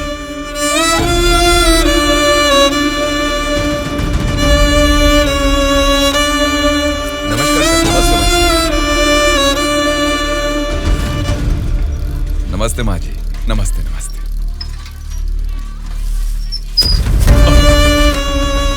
ये क्या किया बहन जी? क्या देख के पता नहीं चल रहा? कचरा है। हाँ वो तो पता चल रहा है, लेकिन कचरे की सही जगह तो कूड़ेदान होती है ना। तो आपने ये कचरा कूड़ेदान में डालने की बजाय यहाँ सड़क पर क्यों फेंक दिया? हमेशा कूड़ेदान में ही डालती हूँ, आज ही जस्ट मिस हो गया। वो अच्छा, अंग्रेजी बोलना जानती हो, लेकिन ये नहीं जानती कि कचरे को कूड़ेदान में डालना चाहिए। ये सब करने से ही बीमारियाँ फैल रही हैं और इंसान बीमार होते जा रहे हैं। जरा उधर देखिए, कूड़ेदान में पूरा कचरा भरा हुआ है। उसे निकालने वाला म्युनिसिपैलिटी से कोई भी दिखाई नहीं दे रहा। 1 हफ्ते से बोल रहे हैं कि आएंगे, लेकिन अभी तक कोई नहीं आया। और तुम कह रहे हो कि मेरे कचरा फेंकने से बीमारी आ जाएगी? हाँ?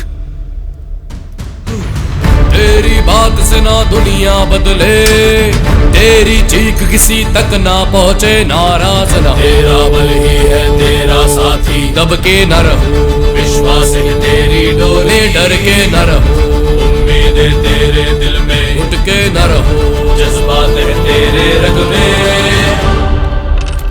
Hello, municipality office. कौन बोल रहा है? नारायण स्वामी जी है क्या? अरे आपको कैसे पता चला? फोन में कैमरा लगाया हुआ है क्या? वो कुछ नहीं सर, हमारी गवर्नमेंट ऑफिस में जब लैंडलाइन बजती है तो वो आप ही का फोन होता है सर। बोलिए। सौंदर्य कॉलोनी में कूड़ेदान पूरा भर गया है बेटा। सारी कॉलोनी में बदबू फैल रही है, इसे जल्द से जल्द साफ करो। ओ ऐसा क्या? उसे साफ करने का काम हमारा नहीं है, प्राइवेट वालों को कॉन्ट्रैक्ट दिया है। क्या कहा? कचरा उठाने का काम भी प्राइवेट लोगों को दे दिया है? तो फिर आप क्या कर रहे हैं? आप जैसे लोगों के सवालों का जवाब दे रहे हैं नारायण स्वामी। ठीक है, उस कॉन्ट्रैक्टर का नंबर दो। हेलो, कॉन्ट्रैक्टर गंगाधर जी हैं क्या? हाँ बोल रहा हूँ। आप कौन है? मैं नारायण स्वामी हूँ। सौंदर्य नगर का कचरा उठाने का कॉन्ट्रैक्ट आपने ही लिया है ना? हाँ हाँ मैंने ही लिया है। यहाँ का कूड़ेदान ऊपर तक भर चुका है, पूरी कॉलोनी में बदबू फैल गई है। आप इसे क्लीन क्यों नहीं करते? अच्छा, वो पुराना टेंडर खत्म हो गया है सर, नया टेंडर अगले महीने में डाल रहे हैं। नया टेंडर आने के बाद ही क्लीन करेंगे, समझे? हाँ तो तब तक इसे ऐसे ही छोड़ देंगे क्या? थोड़ी जिम्मेदारी निभाइए। जिम्मेदारी की इतनी फिक्र है तो खुद ही क्लीन कर लो ना।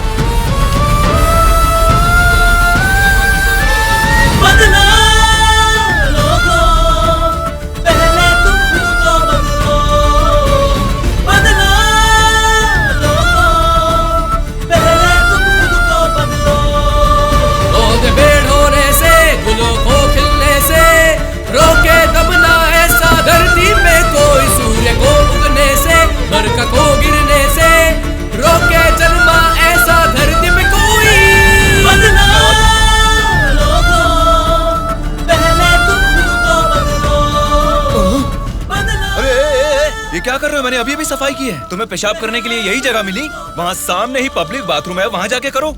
मैं हमेशा से यहीं पे सुसु करता हूँ। कल से यहाँ पर मत करना। सिर्फ कल ही नहीं करूँगा, परसों भी और आगे भी यहीं पे करता रहूँगा।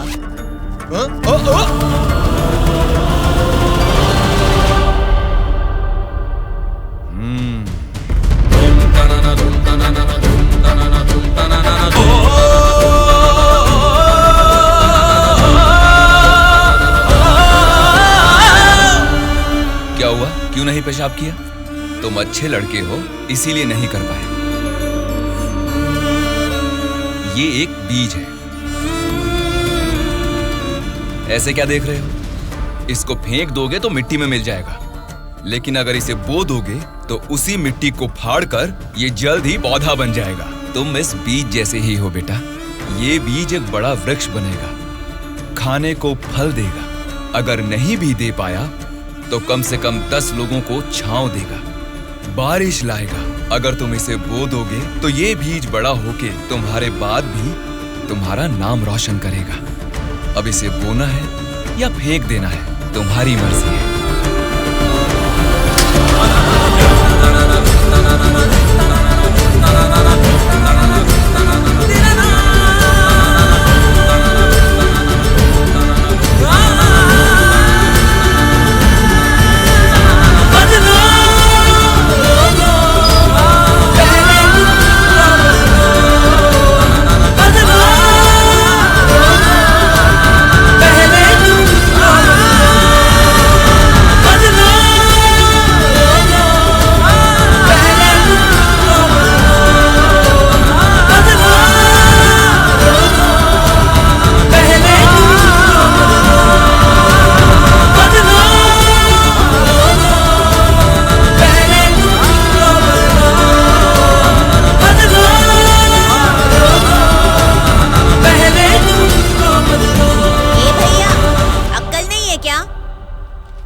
यहाँ इतनी सफाई है, यहाँ सुसु क्यों कर रहा है? वहाँ पब्लिक टॉयलेट है, उधर जाके सुसु करना। अरे वहाँ जाके हल्का होने का 2 रुपए लेते रे, पीने का पानी 1 रुपए रे, और हल्का होने के लिए 2 रुपए कहाँ से लाऊं मैं?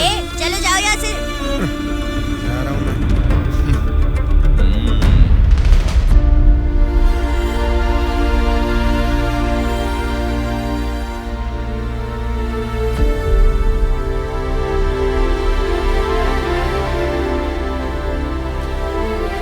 बेटा, राष्ट्रीय झंडे को उल्टा नहीं लगाते, गलत बात। राष्ट्रीय झंडे को ऐसे लगाते हैं, ऊपर केसरी, नीचे हरा। चलो झंडा फहराओ। क्या सोच रहे हो? तुम्हारा बोया हुआ बीज ही नहीं, मेरा बोया हुआ बीज भी बढ़ने लगा है, जल्द ही पेड़ बन जाएगा। चलो फहराओ।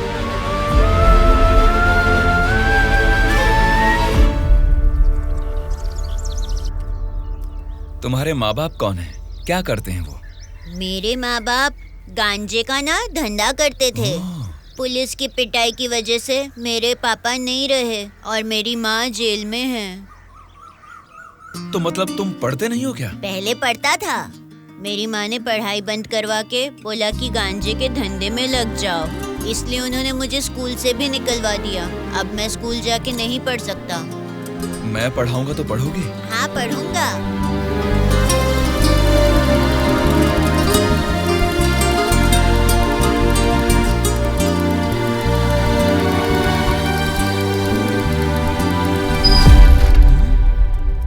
क्या कर रहे हो? स्कूल के बच्चों को दारू बेचना गलत बात है, वो भी इतने छोटे बच्चों को। 18 से कम उम्र वालों को दारू नहीं बेचनी। पता है ना तुम कानून का उल्लंघन कर रहे हो। कौन मैं? कानून की आंखों पर तो पट्टी बंदी है। पट्टी निकालो और अपने पीछे जेब में डाल दो। सिगरेट की दुकान स्कूल के बाजू में हो सकती है, मेरी वाइन शॉप नहीं हो सकती। मैंने कानूनन लाइसेंस लेके ये शॉप यहाँ खोली है। वैसे ही धंधा नहीं होने से हम परेशान हैं और तुम यहाँ आकर उपदेश देकर टाइम और धंधे की वाट लगा रहे हो। पढ़ाई करने वाले बच्चों को ही नहीं, पैसा मिलेगा तो दूध पीने वाले बच्चे को भी दारू बेचूंगा मैं, समझा तू? मेरा धंधा ही धर्म है। एक तो गलत काम कर रहे हो, ऊपर से चिल्ला रहे हो। हाँ चिल्लाऊंगा, क्या कर लेगा तू?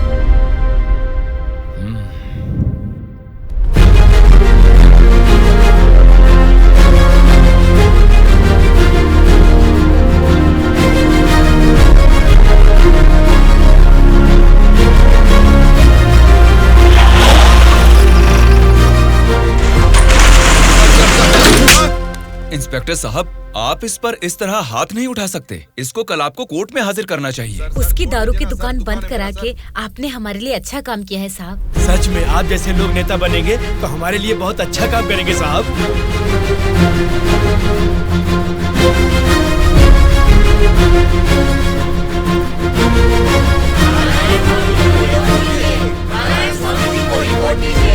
उस दिन जनता ने नारायण स्वामी को बहुत अच्छी मेजॉरिटी से जिताया था। जनता से इतना प्यार पाने के बाद उनके सुख दुख जानने के लिए वो हर एक चौखट पर गए। तभी उनको पता चला कि उनके क्षेत्र से गुजर रही गोदावरी नदी का पानी ना तो जनता को सिंचाई के लिए और ना ही पीने के लिए मिल रहा है। उन्होंने इस मामले को लेकर सरकार की नाकामियों के खिलाफ आवाज उठाई।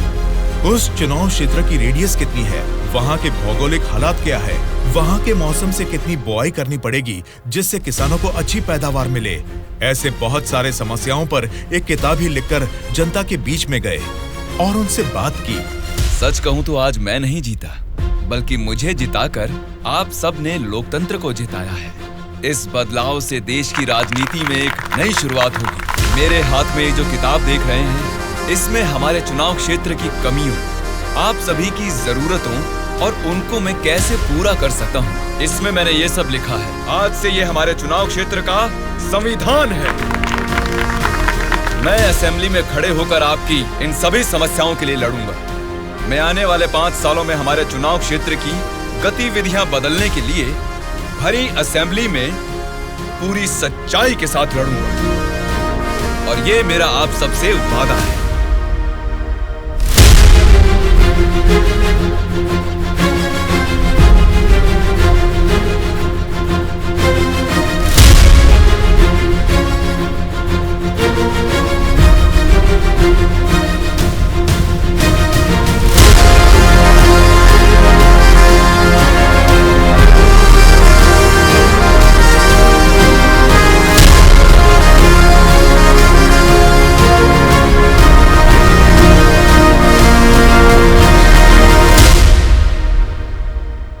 स्पीकर महोदय, ये हमारे चुनाव क्षेत्र की समस्याओं की किताब है।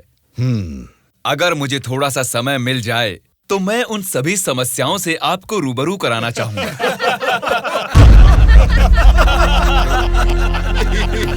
अरे आप लोग हंस क्यों रहे हैं? मैंने कोई कॉमेडी की है क्या? नहीं ना, हंसना बंद कीजिए।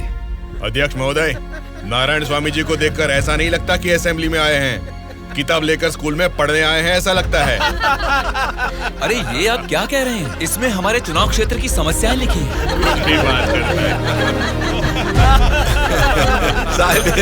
स्पीकर महोदय ने साइलेंस बोला, फिर भी हंस रहे हैं। चुप हो जाइए। ये क्या स्पीकर महोदय, ये तो आपकी भी नहीं सुन रहे। The house is adjourned. Tomorrow at 8 a.m. चलो यार, चलो।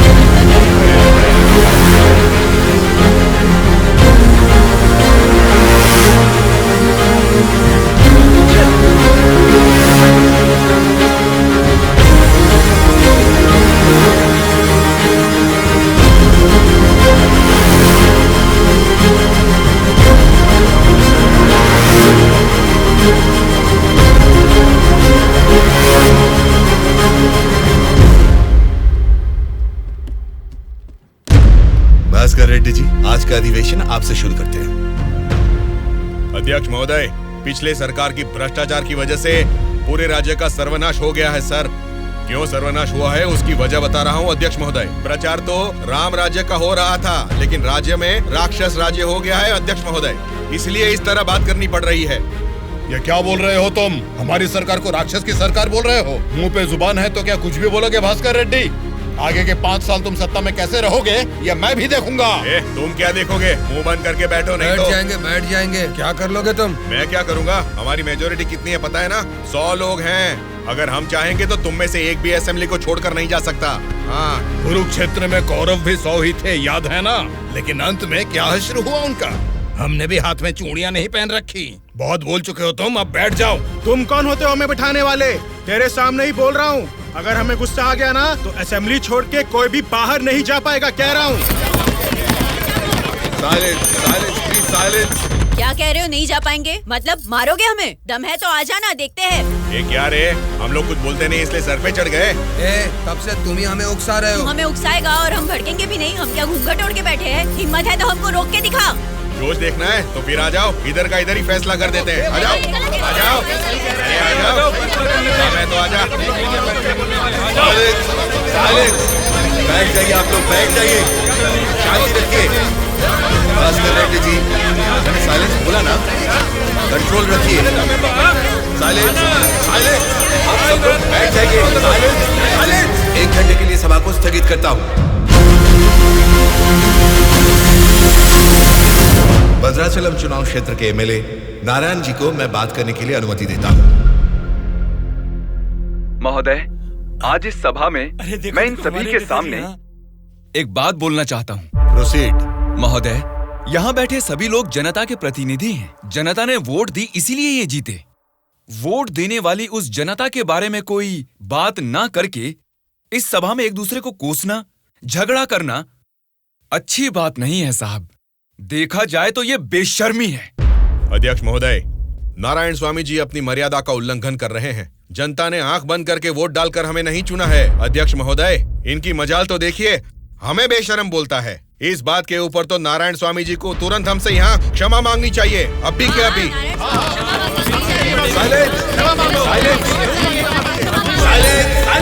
भास्कर रेड्डी जी, अरे मैंने तो लोकतंत्र की बेशर्मी बोला था, आपको बेशर्म नहीं बोला।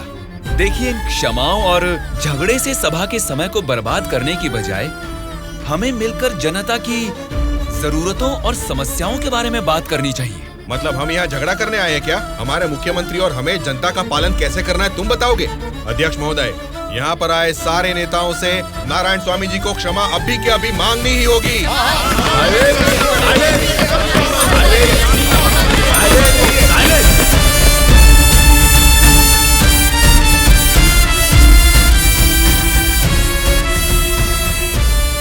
उनके बर्ताव से तुम क्यों दुखी हो रहे हो? सब ठीक हो जाएगा साहब, एक बार फिर आपको बोलने का मौका जरूर मिलेगा साहब। गूंगे को माइक पकड़ा देंगे तो कुछ फायदा थोड़ा ही होगा। जितने भी मौका देंगे होने वाला कुछ नहीं है। सोच समझ के तो बात ही नहीं कर पाता है ये बोलू, क्या बात कर रहा है तू? पागल हो गया क्या? मुंह बंद करके यहाँ से निकल जा, जा। उसकी बातों का बुरा मत मानिएगा साहब। उसने कुछ भी गलत नहीं कहा सुबैया। तुम उसकी बातों में गुस्सा देख रहे हो और मैं उन बातों के पीछे छिपी वजह।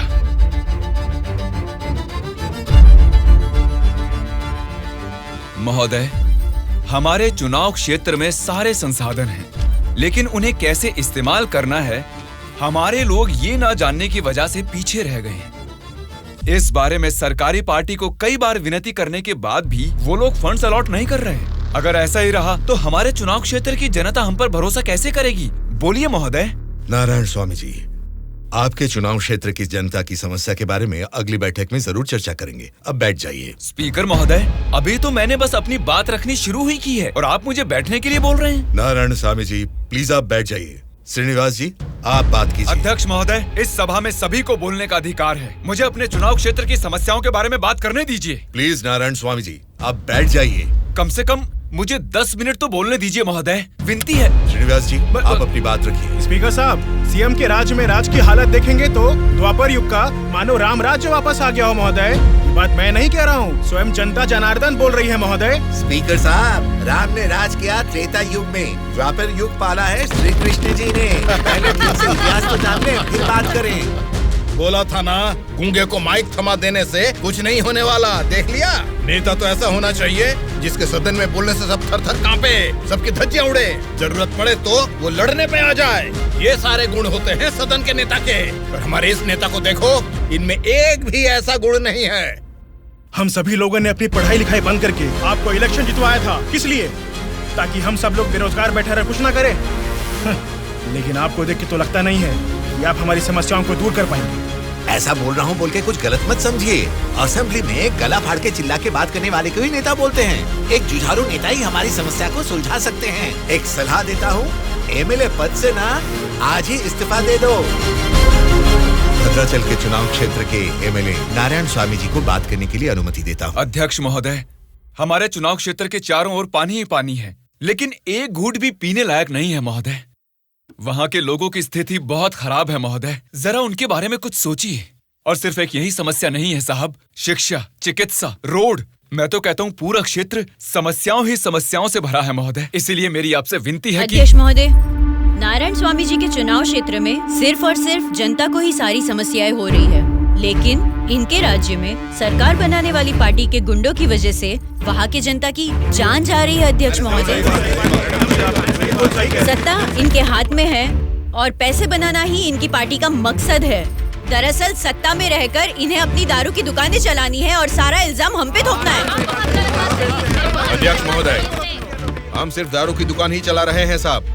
ये विपक्ष के लोग जब सत्ता में थे तब सीधा ब्रोथेल हाउस ही चला रहे थे। हाँ साहब, ये सही कह रहा हूँ मैं। जरा उनको देखिए, बोलते कुछ है, करते कुछ और है। देखिए सर, ये कैसी बातें कर रहा है, कितना गिरा हुआ आदमी है ये अध्यक्ष महोदय। Silence, silence. मैंने क्या गलत कह दिया अध्यक्ष महोदय? ये रमा देवी कौन है, क्या चरित्र है इनका? एक जमाने में रेड लाइट एरिया में उन्होंने क्या गुल खिलाए हैं सब जानते हैं।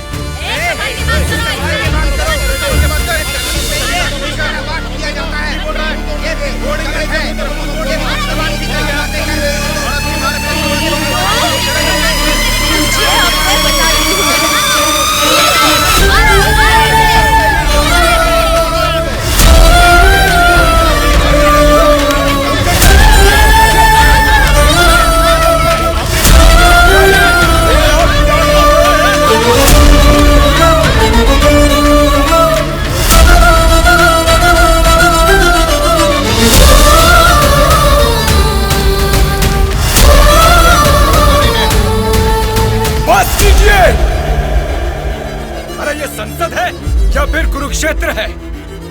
शर्म आनी चाहिए तुम सबको। सरकारी पार्टी को जवाब देना है, विपक्ष की पार्टी को सवाल करना है। आप सब देखिए क्या कर रहे हैं। क्या इसीलिए जनता आप लोगों को जिता के यहाँ तक भेजती है? जनता को बदलना है, जनता बदलनी चाहिए, तब से यही सब चिल्ला रहे हैं। 5 करोड़ की जनता में से सिर्फ 299 लोग ही यहाँ आए हैं। मतलब बदलना जनता को नहीं है, बल्कि हमें बदलना चाहिए। हमारे ऊपर भरोसा करके हमको वोट देके जिताने वाली जनता के लिए हमें कोई लड़ाई या जंग करने की जरूरत नहीं है, बल्कि उनकी समस्याओं की चर्चा करके उनकी जरूरतों को पूरा कर दें, यही बहुत है। लेकिन तुम लोग देखो क्या कर रहे हो, सिर्फ और सिर्फ अपने फायदों के बारे में सोच रहे हो और भोली भाली जनता को धोखा दे रहे हो। ये सब कुछ मैं इसलिए नहीं बोल रहा कि मैंने मार खाई और मेरा कुर्ता फट गया। ये एक बहुत ही पवित्र और महापुरुषों की जगह है, ये संसद भवन है। देखा जाए तो यहाँ पर आप जैसे लोगों के लिए कोई स्थान नहीं है। यहाँ पर सिर्फ साहसी, सच्चाई का साथ देने वाले ईमानदार लोग ही आने चाहिए। जब ऐसे लोग इस संसद भवन में आने शुरू होंगे, सिर्फ और सिर्फ तभी इस राज्य और देश का भला हो सकता है।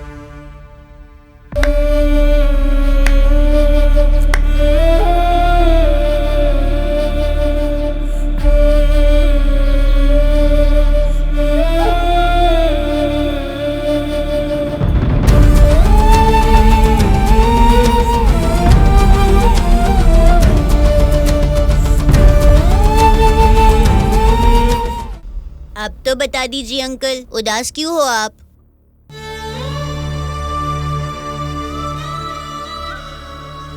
मैं हार गया। जनता से वादा करके उसे ना निभाने वाला नालायक बन गया मैं। क्या हो गया अंकल, आप ऐसे क्यों बात कर रहे हैं? सत्ता में आते ही हम कुछ भी कर सकते हैं सोचने वाले नेताओं को बदलना होगा।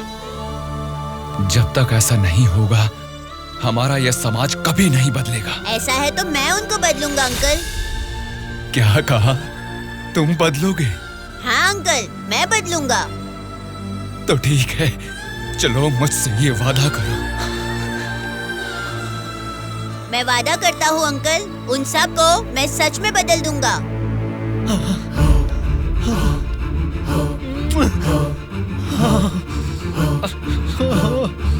बदलना है, तुमको ही बदलना है, तुम ही बदलोगे।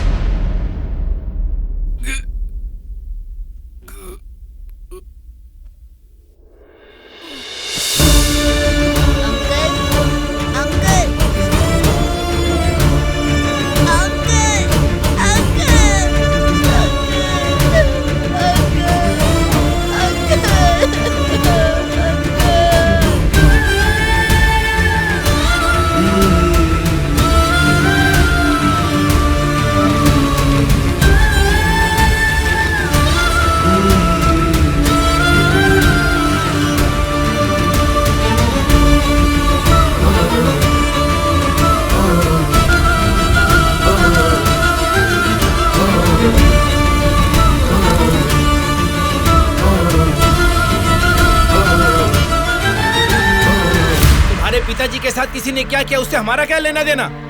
हम लोग जनता की सेवा करने वाले हैं, हमें यहाँ बुलाकर तकलीफ देना ठीक बात नहीं है। जनता की सेवा? क्या जनता की सेवा करते हैं आप लोग? एक एक करके बताइए। हर महीने बुजुर्गों को राशन मिल रहा है, और यही नहीं, अपाहिजों को हर महीने पेंशन दिया जा रहा है, बेरोजगारों को बेरोजगारी भत्ता दिया जा रहा है। इतने अच्छे काम कर रहे हैं, ये सब सेवा नहीं है क्या? जनता की सेवा करने का मतलब टाइम पर राशन का चावल और दाल देना है क्या? नहीं ना। 20 साल के लड़के को बेरोजगारी भत्ता क्यों देना? वो मेहनत नहीं करेगा क्या? 2 एकड़ जमीन वाले किसान को राशन क्यों देना? वो फसल उगा नहीं सकता क्या? आप लोगों की मेहनत करने की काबिलियत को मारकर उनकी पैदावार करने की क्षमता को बुरी तरह कुचल रहे हैं। जिस दिन आप लोग जनता को मुफ्त की चीजें देने के बजाय उनको ये बताएंगे कि मेहनत करना ही बेहतर है, उसी दिन आप लोग जनता की सच्ची सेवा कर पाएंगे सर। मतलब हम पर बिना यकीन के जनता हमको जिता रही है। आपका नाम मारुति राव है ना? हाँ हाँ। आपका चुनाव क्षेत्र रामापुरम है ना? सही कहा, रामापुरम ही है। आपके रामापुरम के बारे में आप क्या जानते हैं, थोड़ा बताएंगे सर? क्या रखा है रामापुरम में? 4 वार्ड है, 6 सरकारी अस्पताल है और 20 प्राइवेट अस्पताल है। उसके बाद 12 सिनेमा घर और 130 वाइन शॉप है। इसके अलावा अलग अलग क्षेत्र के लोग हैं, अलग अलग जात के लोग हैं और अलग अलग धर्म के लोग हैं। बाकी ओसी कास्ट तो सब कुछ मिला जुला के 1 लाख। इनके अलावा BC SC ST ये सब मिला के 2 लाख वोटर हैं। उतना ही नहीं, फिल्म डायरेक्टर सुकुमार जी और हीरोइन अंजलि जी दोनों यही पैदा हुए थे। कुंडली निकालोगे क्या? Nice information sir. उसी रामापुरम में जहाँ हजारों किसान रहते थे, अब कुछ गिनती के ही क्यों रह गए हैं सर? मुझे नहीं मालूम, किसानों के बारे में हम इतना कुछ नहीं जानते। तुम बोलो, तुम्हें मालूम है तो? रामापुरम की पूरी वोटरों की गिनती है 4,80,000। उनमें पुरुष है 2,50,000, स्त्रियां है 2,28,000। बाकी लोग है 3rd जेंडर। वहाँ बारिश और पानी की सुविधा ज्यादा होने के कारण धान और गन्ना जैसे फसलों के लिए वो जमीन अनुकूल है। अब हम प्रॉब्लम की बात करेंगे। रामापुरम मेन सेंटर में एक बड़ी डंपिंग यार्ड है और वहाँ के रोड्स के बारे में हम आपको जितना कम बताएं उतना ही अच्छा है। ये सरकारी पार्टी की MLA है, आपकी पूछताछ सही है, लेकिन हम तो विपक्ष के हैं ना, हमें इनके साथ क्यों उठा के लाए? एक विपक्षी पार्टी होने के नाते आपको गवर्नमेंट का सपोर्ट नहीं है, लेकिन आवाज उठाने के लिए असेंबली तो है ना। समस्याओं पर वहाँ क्यों नहीं बात करते? जनता ने वोट देकर आपको असेंबली इसलिए भेजा क्योंकि उनको यकीन था कि उनकी कुछ भलाई होगी। लेकिन पेट्रोल के बढ़ते रेट की आपको परवाह नहीं, बढ़ते ब्याज की आप बात ही नहीं करते। किसानों की आत्महत्या आप लोगों के लिए कोई मुद्दा ही नहीं है। बदलना है, अपने सोचने का ढंग बदलना है, हमारे बर्ताव का तरीका बदलना है। हमें बदलने को बोल रहे हो, ठीक है, जनता की क्या बात है? वो नोट लेके वोट नहीं दे रहे क्या हमें? उनको क्या बोलोगे? पैसे लेकर वोट डालना आखिर जनता को सिखाया किसने? आप जैसे नेताओं ने ही ना। वोट पर नोट की आशा रखने वाले ही नहीं हैं, वोट का इंसाफ चाहने वाले लोग भी हैं। आप क्या करते हैं? ऑटो चलाता हूँ। तो फिर ये पोस्टर क्यों चिपकाया है? नारायण के लिए इतना भी नहीं करेंगे तो अच्छा नहीं लगेगा। ऐसा क्यों? नारायण जी से आपको इतना लगाव किस लिए? वो हमारी तकलीफों को समझता है। वो सत्ता में आएगा तो बहुत लोगों को काम मिलेगा, हमारे गांव की तरक्की होगी। इतना भरोसा है? बिल्कुल भरोसा है। अगर उसने वादा कर दिया तो करके ही दिखाएगा।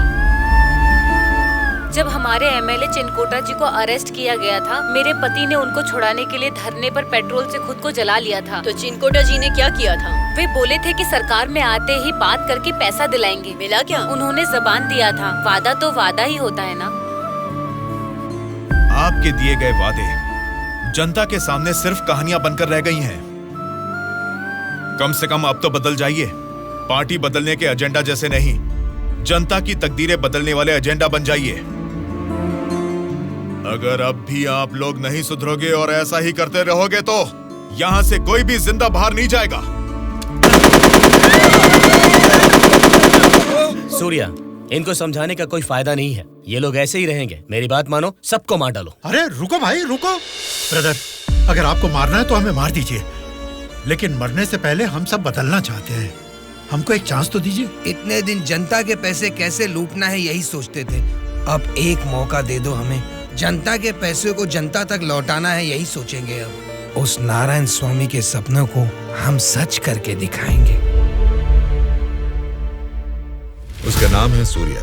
ऑलरेडी एक मर्डर केस में वो सजा काट रहा है। सत्ताधारी पार्टी की सपोर्ट से वो जेल से बाहर निकला है। बहुत शातिर है वो। बड़ी होशियारी से वो दोनों पार्टियों के एमएलए को किडनैप करके लेके गया है। उसका प्लान क्या है, उसने क्यों किडनैप किया है, उसके सिवा और किसी को पता नहीं है। समझ गया सर। वो जहाँ भी हैं, सब एमएलए को सेफली लाने की जिम्मेदारी मेरी।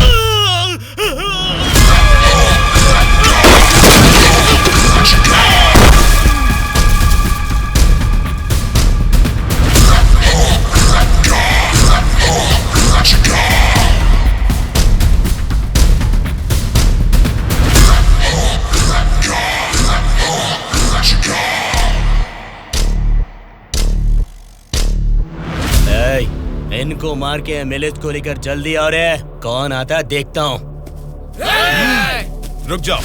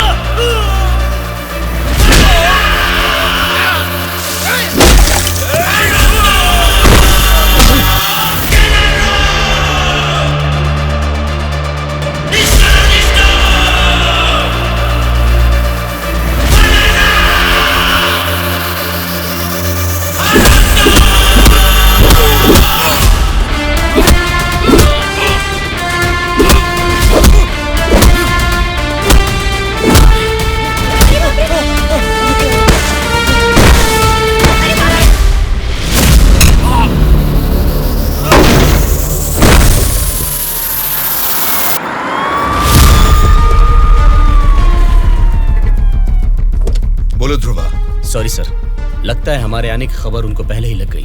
What? हाँ सर, जब तक हम पहुंचे वो सब एमएलए को लेकर यहाँ से चला गया। तो अब क्या होगा? आज शक्ति परीक्षण है। आज अगर एमएलए को नहीं ला पाएंगे तो स्टेट पे एक बड़ा इशू बन जाएगा। तुम किसी भी कीमत पर उन एमएलए को यहाँ ले आओ। Okay sir, I will try my level best.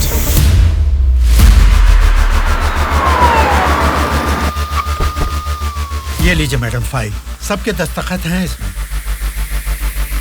हमारी गवर्नमेंट को सपोर्ट करने वाले एमएलए की list sir. Go ahead, wish you all the best. Thank you sir. Welcome.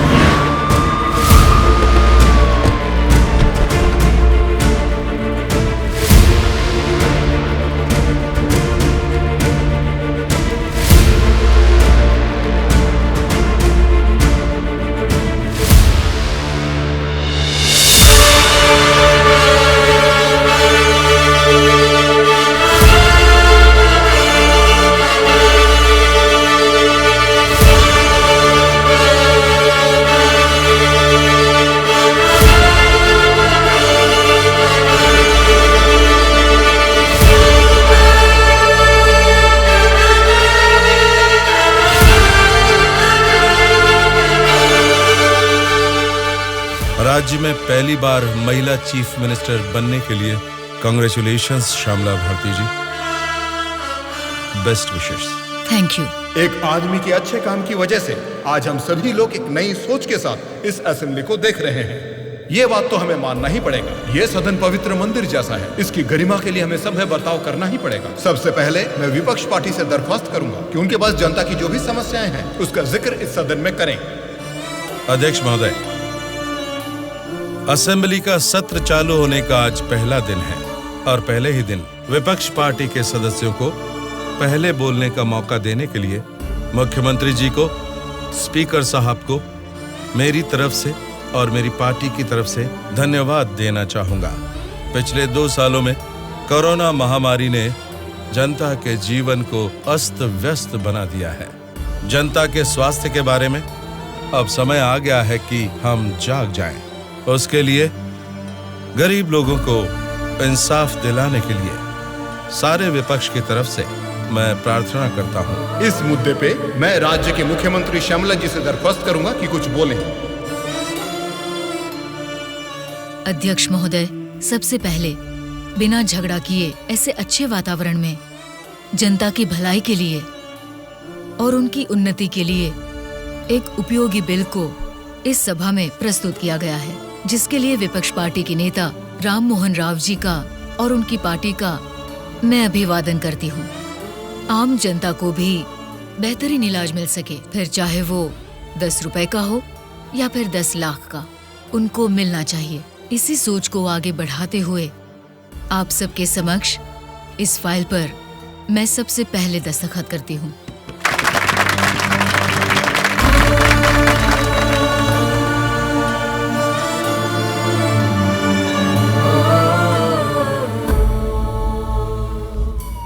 तुमने जो सोचा उसे पा लिया सूर्या। नेक्स्ट टारगेट क्या है? हमारे देश की तरक्की जो कोई भी रोक रहा है वो लोग ही मेरा नेक्स्ट टारगेट।